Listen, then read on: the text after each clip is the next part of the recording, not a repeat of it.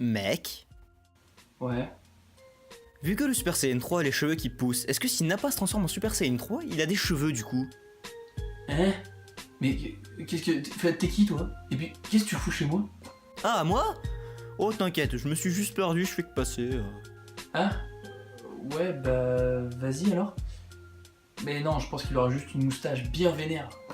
D'ailleurs, en parlant de Dragon Ball Z, tu sais qu'il y a pas mal de trucs étonnants dans ce manga?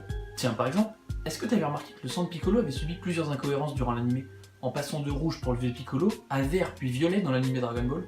Ah ouais, et tu trouves ça étonnant? Bah, c'est pas très normal, quoi. Tu changes facilement de sang, toi. En fait, c'est parce qu'Akira Toriyama avait pas prévu la race Namek au début, et voulait faire de Piccolo un être normal de la planète.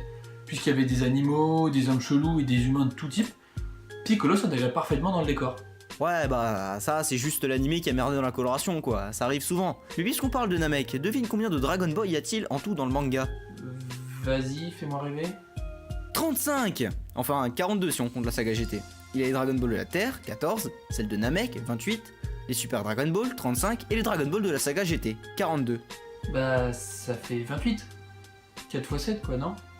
Pas tout à fait, en fait, les Dragon Ball de la Terre et celles de Namek ont toutes deux été ressuscitées, les premières par Dende lorsque Dieu fusionna avec Piccolo pour la Terre, et lorsqu'un nouveau grand chef fut désigné sur Namek après la saga Freezer. Donc ça fait 28 plus 14, 42. Ouais.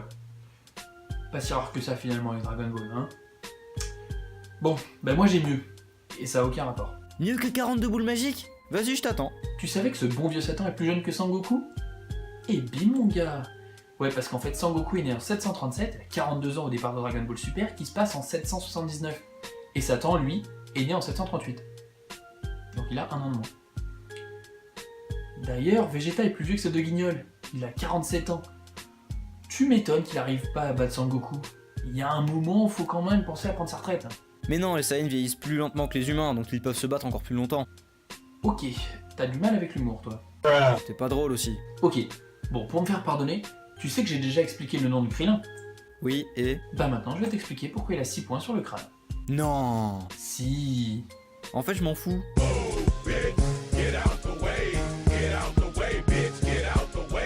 Je sais déjà que ce sont des brûlures d'encens qu'il s'est fait pendant sa formation de moine.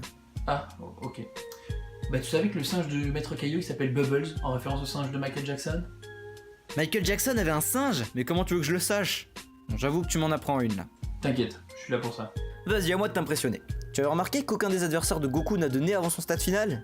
Regarde, Freezer n'a rien, Cell non plus, et Boo non plus.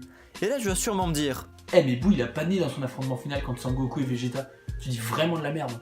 Au fait, pourquoi c'est moi qui fais le fanboy rageux? Bah attends, t'avais déjà un mec pour ça. En effet, Boo n'a pas donné lors de son dernier affrontement, mais cela est dû au fait qu'il s'agit de Kid Boo, la forme d'origine de Boo. Sans aucun pouvoir absorbé, la forme finale de Boo, bien que moins puissante que sa forme d'origine, n'est autre que la forme Gohan absorbée. Attends, et donc pour Krillin, il a toujours pas de nez lui? Oui, bah peut-être qu'il n'a pas atteint son potentiel maximum. Cool, ça veut dire qu'il va s'améliorer et revenir sur le ring? Mais il lui faudrait quand même un sacré entraînement à base de pompes, abdos, jogging. Putain, mais ça veut dire que... Oh, mais je le savais! Tu m'expliques? T'as compris la suite de Dragon Ball Super? Mais non, regarde, un humain chauve, super fort, après avoir suivi un bête d'entraînement. Je savais que Saitama c'était Krillin du futur.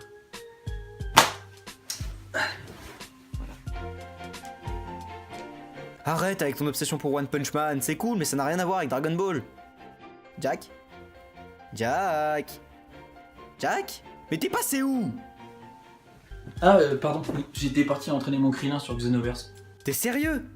Mais au moins tu m'offres une super transition. Ah ouais? Content que ça te plaise, hein, mais moi je voulais juste me casser. Je peux pas aller jouer à la play, tranquille? Si vous avez bien vu, ou plutôt bien entendu les génériques de Dragon Ball Z,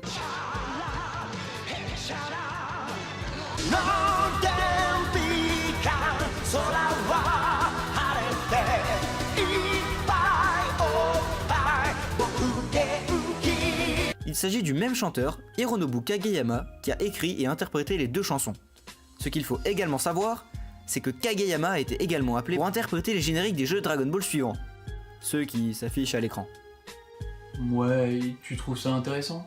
Bah, ça plaît aux musicophiles, ouais. Et de toute façon, c'est mieux que ton Krillin du futur, là. Attends, mais c'est une bête de théorie là, je suis sûr que je tiens un truc. Mais bon, tu veux la jouer comme ça? Tu savais que Shao Tzu et Sangoku n'ont jamais discuté ensemble? Shao Tzu a déjà encouragé Goku, mais Goku ne lui a jamais répondu. Bim. T'as quelque chose de mieux que ça maintenant? Ouais, et ça, tu t'en relèveras pas. Ah ouais, vas-y, fais-moi rire. Dragon Ball devait s'arrêter après la saga Cell. Hein? Bien sûr que je le savais, tu me prends pour qui? Bon bah, vas-y, développe alors. Ouais. Bah en fait, il y a eu Cell. Puis il est mort. Donc après, c'était fini. Mais pas trop quand même, parce qu'il y a eu Boo.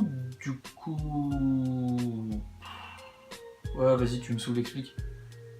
Voilà. Alors en fait, pour être exact, Toriyama avait l'intention de conclure son manga après l'arc Piccolo, donc à Dragon Ball. Sauf que les studios, voyant le succès grandissant du manga, le poussèrent à continuer. Akira Toriyama a donc continué avec l'introduction de la race Saiyan et l'arc Namek avec Freezer.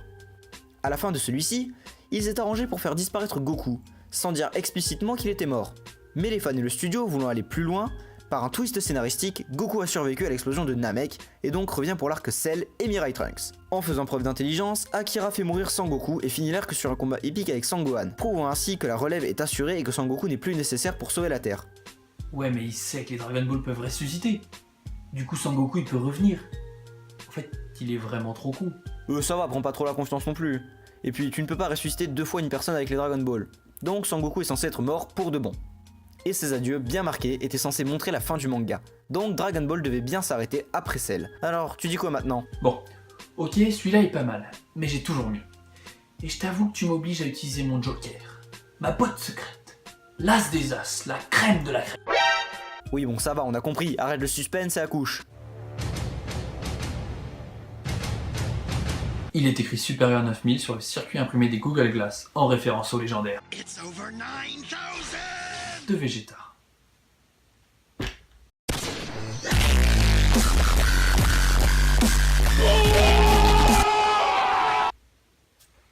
J'avais pas de micro. Quelle information vous a le plus marqué? Qui a gagné?